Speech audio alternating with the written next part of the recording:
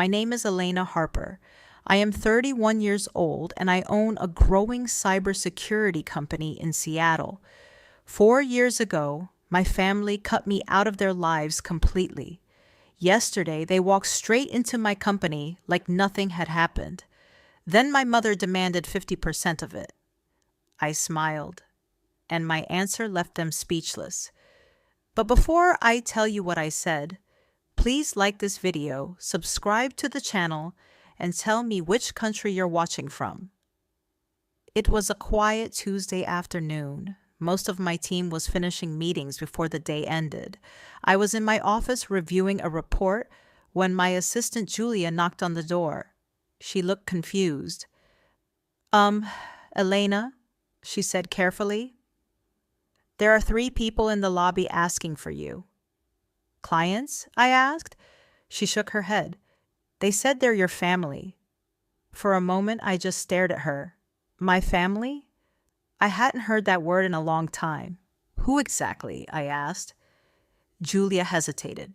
Your parents and a man who says he's your brother. The room suddenly felt smaller. 4 years of silence, 4 years without a call. And now they were sitting in my lobby. I stood up slowly. Send them to the conference room, I said. Julia nodded and left. I walked down the hallway toward the large glass conference room at the center of the office. My employees were working quietly at their desks, unaware that the 3 people who once erased me from their lives were now inside my building. When I reached the door, I paused for a second. Then I pushed it open. My mother, father, and my older brother Marcus were sitting around the table. They looked comfortable, like they belonged there. My father glanced around the room with interest. Nice place, he said when he saw me. Bigger than I expected. My mother gave me a quick smile. Hello, Elena. Marcus leaned back in his chair, arms crossed. Not bad for someone who couldn't run a business, he said, with a small grin.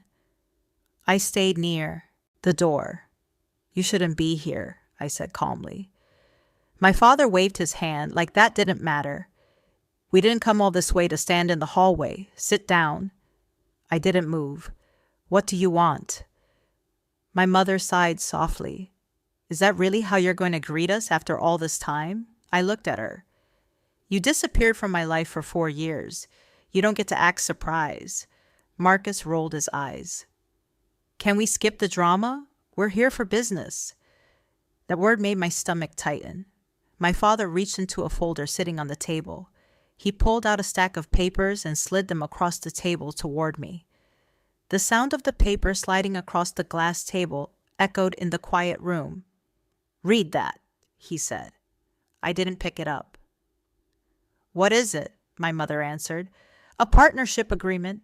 I frowned. With who? Marcus smiled. With me. I looked from him to the papers. You want a partnership with my company? That's right, he said. My startup and your company will combine resources. It's a perfect opportunity. I laughed softly. You walked into my company uninvited after 4 years to ask for half of it. Marcus leaned forward. Not ask. My mother suddenly pushed the papers harder across the table. They stopped right in front of me. Her voice turned cold. Sign them. I stared at her. What? Sign over 50% of your company to Marcus, she said flatly. For a second, I thought I had heard wrong. Then my father spoke. Your brother's company needs support right now, he explained. If investors see that your business is connected to his, it will stabilize things. I slowly picked up the papers. 50% ownership transfer. My company. The company I had spent years building. You think I'm just going to give him half of this? I asked quietly. Marcus shrugged. You wouldn't have this without the family name anyway. I looked up. Really? My mother leaned closer across the table. Her voice dropped lower. You're going to sign it, she said. Why? She held my eyes for a long moment. Then she spoke the words that explained everything. Because if you don't, She tapped the table with one finger. I'll call your biggest client tonight and tell them exactly what kind of person you really are. Silence filled the room. My largest client was a global company. Losing them would damage my business badly. My father watched my reaction carefully. You built something impressive here, he said calmly. But businesses depend on trust. Marcus smirked. And if your biggest client stops trusting you, he spread his hands, that company of yours won't last very long. I slowly set the papers back on the table. For a moment, I didn't say anything. Then, I did the last thing they expected. I smiled. All right, I said quietly. My mother blinked. What? I said all. Right, I repeated. Let's talk about the partnership. Marcus's smirk grew wider. He leaned back in his chair again. See, he said to my parents, I told you she'd understand. But none of them noticed something important. I wasn't smiling because they had won. I was smiling because I already knew something they didn't. And that knowledge was about to change everything. I looked at the three people sitting across from me, my mother, my father, and my older brother Marcus. For 4 years, they had erased me from their lives. Now they wanted half of everything I had built alone. I pushed the papers gently back toward them. If we're going to do this, I said calmly, we should do it properly. Marcus frowned slightly. What does that mean? A partnership between companies isn't decided in a private conversation, I said. My leadership team, senior employees, and a few advisors should all be present. My father looked confused for a moment, then nodded. Fine. My mother looked relieved. That's good. If everyone hears about the partnership at the same time, it will look much stronger. Marcus smiled again. Exactly. I stood up. We're having a company-wide meeting tonight at 7 p.m. You can present the partnership there. My father stood as well. Perfect. Marcus picked up the papers from the table. So tonight we make it official. I walked them toward the office exit. Before stepping into the elevator, Marcus turned back to me with a confident grin. You know, he said, family always wins in the end. I smiled politely. See you tonight. The elevator doors closed. For the first time since they arrived, I finally allowed my smile to grow wider, because Marcus had just said something very interesting. See you tonight. Not next week, not later, tonight, which meant he had no idea what was about to happen. That evening, the large conference hall of my company was full. All the main investors were there, along with department managers and our legal team. My parents and Marcus arrived early. My father walked in like he already owned the place. My mother sat beside him, whispering proudly. Marcus looked completely confident, laughing and shaking hands with people like he was already the new partner. When I walked in, the room slowly became quiet. I smiled politely and took my seat at the head of the table.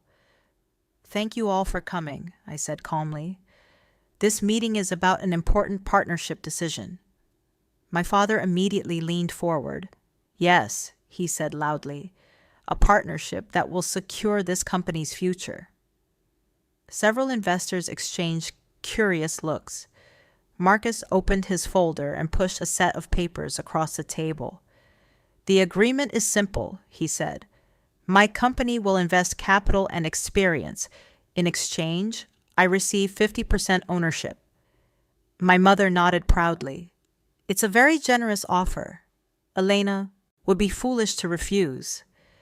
The room stayed quiet. Everyone looked at me, waiting.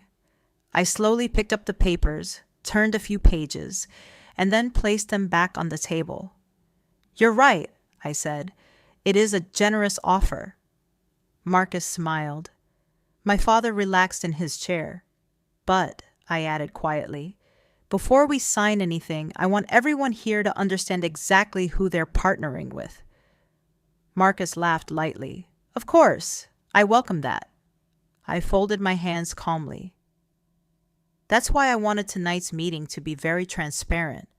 Then I turned slightly toward the door. Emma, I said, please bring them in. The door opened. Two people walked into the room. A tall man in a dark suit and a woman carrying a laptop. Marcus's smile disappeared instantly. My father frowned. Who are they? I looked around the room. These, I said calmly, are independent financial auditors. Marcus immediately stood up. That's not necessary. But the lead auditor ignored him and placed a thick folder on the table. I'm afraid it is, he said. My mother looked annoyed. Elena, what kind of stunt is this? I looked straight at Marcus. You asked for 50% of my company, I said, so I did a full background check. Marcus forced a laugh. Well, that's smart business. Yes, I said. It is. The woman connected her laptop to the large screen on the wall. Numbers appeared, company names, bank transfers. Marcus's confidence started fading. My father leaned forward. What are we looking at? The auditor spoke calmly. These are records from Marcus's previous businesses. Marcus slammed his hand on the table. This meeting is over. But the auditor continued. 3 companies, he said, all closed within 2 years. My mother frowned. That doesn't mean anything. The auditor nodded. You're right. Then he opened another document. But moving investor money to personal accounts does. The room froze. Marcus's face turned pale. My father looked shocked. What? The screen changed again. A transfer record appeared. $2.8 million, the woman said. Transferred to an offshore account. Marcus grabbed his folder. We're leaving. But before he could reach the door, 2 security guards stepped inside. The room went silent. I leaned back calmly. You're not leaving yet, I said. Marcus looked at me with pure anger. You set this up. I nodded. Yes. My father looked completely confused.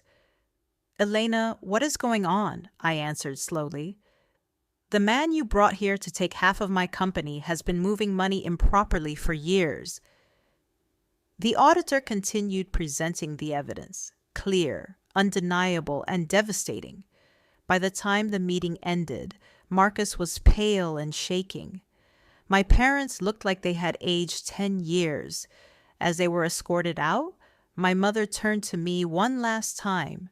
You'll regret this, she hissed. I smiled gently. No, I said, I won't. 6 months later, the investigation was still ongoing. Marcus's companies were shut down. My parents sold assets to cover legal fees. And I kept building. My company grew stronger. My team became more loyal. Every morning when I walk into my office, I remember the day my family thought they could walk in and take half of what I built. They thought threats and silence would control me. They were wrong. The daughter they threw away 4 years ago had become someone they could never control again. And that smile I gave them in the conference room, it wasn't the end. It was only the beginning. If you feel the story, please share, and subscribe, and comment. Where are you watching from?